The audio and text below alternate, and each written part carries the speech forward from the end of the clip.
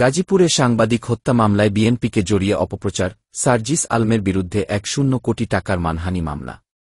গাজীপুরে সাংবাদিক আসাদুজ্জামান তুহিন হত্যাকাণ্ডে বিএনপিকে জড়িয়ে সামাজিক মাধ্যমে অপপ্রচার চালানোর অভিযোগে জাতীয় নাগরিক পার্টির এনসিপি মুখ্য সংগঠক উত্তরাঞ্চল সার্জিস আলমের বিরুদ্ধে মানহানির মামলা হয়েছে।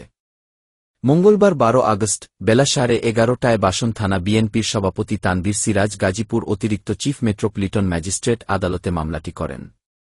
মামলায় ১০ কোটি টাকা ক্ষতিপূরণ দাবি করা হয়েছে। বাদী অভিযোগ করেন, তুহিন হত্যাকাণ্ডের সঙ্গে রাজনৈতিক কোনো সংশ্লিষ্টতা নেই বলে পুলিশ নিশ্চিত করলেও সার্জিস আলম ফেসবুকে বিএনপিকে জড়িয়ে মিথ্যা ও মানহানিকর পোস্ট দিয়েছেন, যা দলের ভাবমূর্তি ক্ষুণ্ণ করেছে। মামলার শুনানি শেষে আদালত সিআইডিকে তদন্তের নির্দেশ দিয়েছেন। পটভূমি অনুযায়ী ৭ আগস্ট রাতে সার্জিস আলম তার ভেরিফায়েড ফেসবুক আইডিতে পোস্ট দিয়ে দাবি করেন, গাজীপুরে এক বিএনপি নেতার চাঁদাবাজি নিয়ে নিউজ করায় তুহিনকে বিএনপি কর্মীরা হত্যা করেছে।